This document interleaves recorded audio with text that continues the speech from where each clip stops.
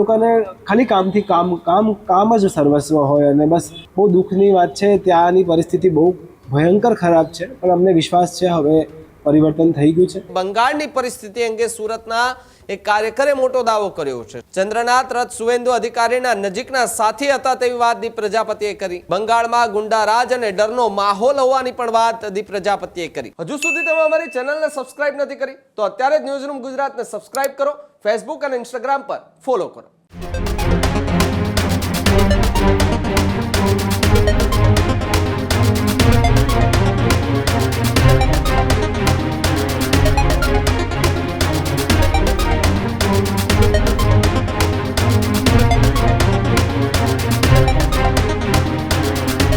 તો આ તરફ હવે સમાચાર બંગાળથી મળી રહ્યા છે. બંગાળમાં ભારતીય જનતા પાર્ટીની જીત બાદ હત્યાનો સિલસિલો જે છે તે જોવા મળી રહ્યો છે. ગઈકાલે આપણે જોયું હતું, સમાચાર મળી રહ્યા હતા, ત્યાંના જે અધિકારી જે છે સુવેન્દુ અધિકારી, એમના પીએ હતા, તેમની હત્યા કરી દેવામાં આવી. ત્યારે બંગાળની પરિસ્થિતિ અંગે સુરતના એક કાર્યકરે મોટો દાવો કર્યો છે. સુવેન્દુ અધિકારીના પીએ ચંદ્રનાથ રથ હત્યા કેસથી ચકચાર જોવા મળી.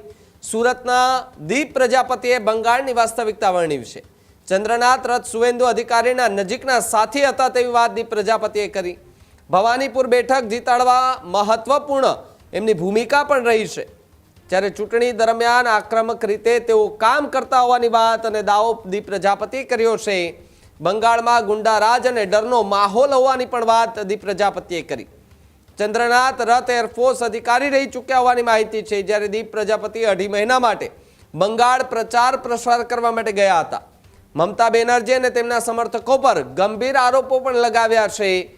બંગાળની ગ્રાઉન્ડ રિયાલિટી અંગે રાજકીય ગરમાવો જે છે તે અત્યારે તેજ થતો જોવા મળી રહ્યો છે. એટલે કે બંગાળની પરિસ્થિતિ અંગે સુરતના એક કાર્યકરે જે છે એ મોટો ખુલાસો કર્યો છે. સુવેન્દુ અધિકારીના પીએ ચંદ્રનાથ રથ જે છે તે હત્યા કેસથી હાલ તો ચકચાર મચી જવા પામી છે.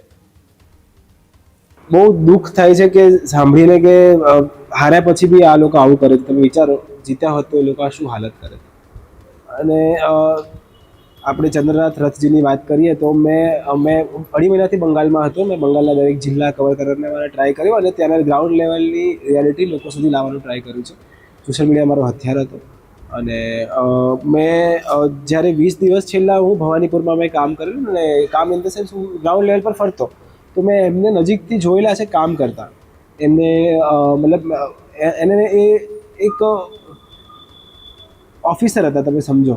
એટલે કેટલા એ લોકોને ખાલી કામથી કામ જ સર્વસ્વ હોય અને બસ બંગાળને બચાવવું છે. જેમ મારો ધ્યેય હતો એવો બી એમનો ધ્યેય હશે.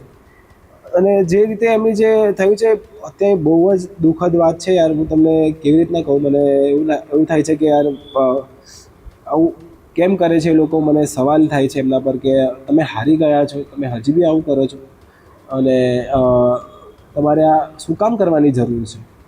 અને બસ અને બહુ દુઃખની વાત છે. ત્યાંની પરિસ્થિતિ બહુ ભયંકર ખરાબ છે, પણ અમને વિશ્વાસ છે હવે પરિવર્તન થઈ ગયું છે. લોકોએ વિશ્વાસ રાખીને બહુ મત આપ્યા છે અને ભારતીય જનતા પાર્ટીમાં નરેન્દ્ર મોદીજી, અમિત શાહ સાહેબ અને નીતિન નબીનજી હવે જે સુશાસન લાવશે એ બહુ જ જબરદસ્ત હશે અને એકદમ ભયમુક્ત હશે. કોઈ ડરશે નહીં એવી મને વિશ્વાસ છે. ત્યાં ગુંડાગર્દી એવી છે કે તમે વિચારી નહીં શકો. ત્યાં ટીએમસીના કાર્યકર્તાને ફ્રી હેન્ડ છે. પોલીસ જ ટીએમસીના કાર્યકર્તાની જેમ રોલ પ્લે કરે. મહિલાની કોઈ સુરક્ષા નથી. યુવાઓની પાસે રોજગાર નથી. કોઈ બોલી નહીં શકે. તમે કોઈક પક્ષને સપોર્ટ કરતા હોય તો રાત્રે તમારા ઘરે કફન આવી જાય, તમારા પરિવારને તમને ડરાવી દે. કાલે ઇલેક્શન વોટિંગ કાઉન્ટિંગ ડે છે, રાત્રે તમારા ઘરે અંતિમ સંસ્કારનું કફન પડ્યું અને એવી રીતના ધમકી આપે કે તું કાલે સવારે વોટિંગ કરવા જા કે ભારતીય જનતા પાર્ટીનો પ્રચાર, મતલબ લોકોને મત આપવા મોકલ તો તારું જોઈ લઈશ.